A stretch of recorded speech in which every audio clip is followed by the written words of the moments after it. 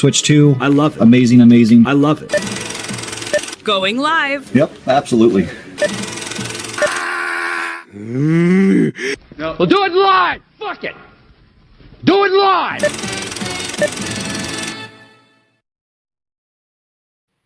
Hey, and that was the wrong intro. That was fun. Anyways, I'm SirFelixTheCat, and this is Talk Better Politics Morning Talk. Yeah, it is Tuesday, January 20th, and we covered quite a bit on last night's show, but figured I would still do a show today and cover some stories that I found right at the end of the show. So yeah, let's get right into this. Okay, first up, start with ICE. ICE broke into Minnesota home, dragged a barely clothed man into the snow. Which is, I mean, at least they let him take a blanket, but still, that's pretty messed up. Let the person get a shirt, maybe a sweater. It's freezing outside. You guys are bundled up in your thick jackets. Looks like this guy has a hat and a beanie on. This guy has a beanie on. They're warm, but they don't care if this guy, I mean, did they even let him get shoes on? This is disgusting. And they broke into a Minnesota home. They can't do that. They can't just enter your home. That's been slapped down by judges once this whole ICE regime started again. They cannot do that. They have to have a warrant signed by a judge, not an ICE warrant, which is basically just something, a piece of paper they wrote themselves saying, we get to arrest X person. They need an actual warrant. So this is just more disgusting acts from ICE. Just horrendously disgusting.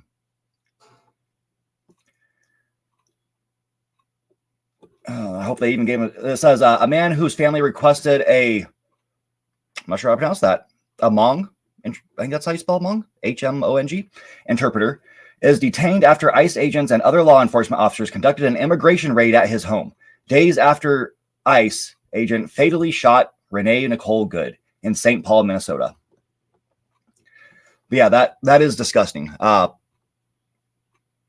That's terribly disgusting. Oh, that greatly upsets me. But in response to everything going on, a community plans a strike. They're going to do an actual, hopefully they all unite and do an actual strike for the economic blackout to protest ICE occupation in Minnesota. Do it. We've been saying on this show, and everybody on our Discord has been saying, what we need to do is just a complete strike with everyone. Everyone in this goddamn country needs to go on strike at the same time. Make it official. Make it legit. We should not allow this. And yes, once you start hurting the economy by going on strike, it might hurt you for a little bit. And yeah, that's a sacrifice we need to make. We all need to do a strike and show the government, show Trump, hey, we're not going to stand for this. That is a nonviolent way to show we are protesting you. He can't come into our houses and point guns at us saying you have to get back to work. That's not a thing. That's just not a thing. And if everybody who is sick and tired of this goes on strike, it's done. Give it a day or two. They will be shaking in their boots. He will back down. So I really hope this goes and works, because if it works, that's our cue. Needs to happen. What are they probably going to do? They're probably just going to amp up the ICE raids and actually try to force people to go back to work. And good morning, Carlito. But yeah, we absolutely need this strike. Absolutely needs to happen. I wish the best for these people. I hope it makes an impact. Kick them in their wallet, and they are going to start crying. They are going to back off instantly. And then here's a weird story, absolutely baffling. Me and Hawk were talking about this last night and couldn't figure out what was going on. Don't know if it's political. I couldn't find anything that happened politically for this. But police are investigating the shooting of Indiana judge and his wife at their home. And it's not just the police. So it's the county sheriff's office. It is the state troopers, the local police, and the FBI. Are all investigating this shooting, which with it having that much attention, it could just be because he's a judge or it could be retaliation for something. The only thing I could ever find that he did that made like actual big headline news was he kept the ruling that this couple was guilty of I believe it was abuse or something like that. And that's the only thing I could find at all. So it's very interesting though. Like there's just no data, and the police officers are not saying. It was said here somewhere. Oh yeah, well here's the thing again. It's the Indiana State Police, the Tippecanoe County Sheriffs, the West Lafayette Police Department, the Tippecanoe County Prosecutor's Office, and the FBI who are investigating this. But there's no word on why this happened. There's no clues been given out to the public yet. But yeah, definitely this is probably a story to keep an eye on, because if it leads to being political again, then it's gonna be big. If they're now, like, for political reasons, judges are being killed, that's scary. That's terrifying.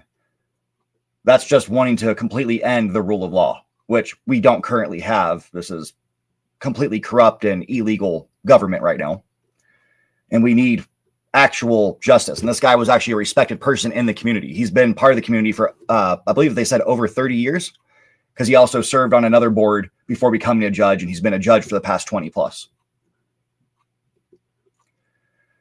And then my newest favorite story of the year. Pennsylvania Governor Josh Shapiro alleges in his memoir that Kamala Harris's team asked him if he had ever been an Israeli agent because he's Jewish, which is just wow. And like it matters, considering we've seen the data and we see how every politician acts towards them. We get stuff from Israel, our politicians get stuff from Israel, and they support them. They're diehard supporters of them. Kamala worked on in a administration that was pro-Israel, would bow down for them. Not quite as much as Trump bowed down for them, but still bowed down for them, allowed the genocide to start and keep going. And now they're questioning, oh, you an Israeli agent?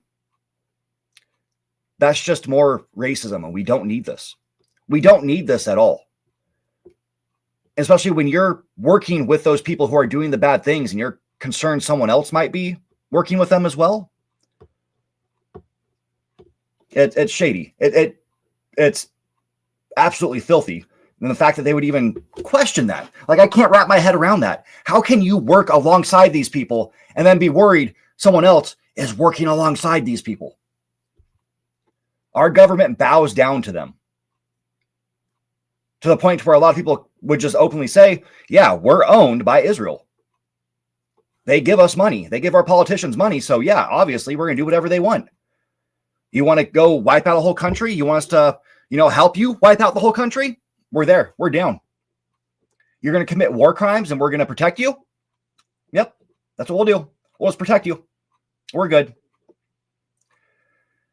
But yeah, I don't believe he's Israeli agent. I'm not the biggest fan of him. I liked him over our other choice, but he's not anything stellar. So far, he hasn't really done anything that's impressive to me. He's talked a little bit of a game, and that's about as far as that goes. And people wanted him to possibly be a candidate for running for either president or vice president, which is just mind-blowing.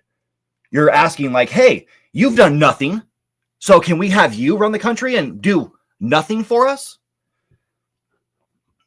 It's vile. It is vile. Absolutely vile. But yeah, he is pro-Israel. He's shown that side when it came down to every politician having to ask if they support the genocide going on in Israel, or in Palestine, I should say. But yeah, it's wild times. Wild times. Anyways, that was just, 4 quick little stories I had. But yeah, people absolutely pay attention to where ICE is. Keep your head down when they're around, because, we've seen they don't care. They will just shoot you. Stephen Miller says they have complete immunity if they shoot you. And people are going to believe that. Like, the ICE agents are going to believe that. because that's what the administration wants. They want us to get riled up by ICE doing this stuff so we kick back. But if we do a strike, there's nothing they can do. There is nothing they can do except back down.